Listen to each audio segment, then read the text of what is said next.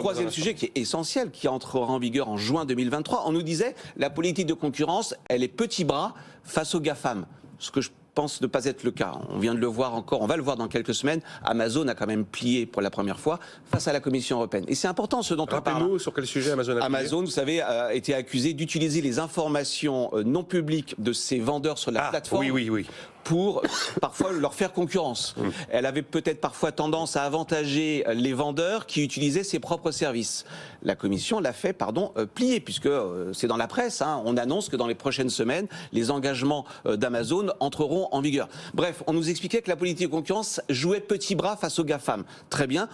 À partir du mois de juin 2023, vous avez un nouveau texte, mais qui n'existe qu'en Europe, le Digital Market Act. Mais personne n'en parle, mais c'est fondamental. Alors, on en a pas mal parlé ici. Et c'est fondamental. Quand on rentre dans le détail, il faut s'accrocher un peu. Mais l'idée, elle est quand même très intéressante. Elle est de dire, c'est plus du droit de la concurrence, c'est de la régulation. Les GAFAM, il y a certaines choses qu'ils n'auront plus le droit de faire. Exemple, le self-preferencing. Je mets en avant mes propres produits au détriment notamment de ceux que je mets sur ma plateforme et qui sont des concurrents. Le dossier shopping, Google Shopping. C'est l'affaire Google Shopping. Mais c'est fondamental. Mais pourquoi c'est fondamental? C'est pas que pour les consommateurs.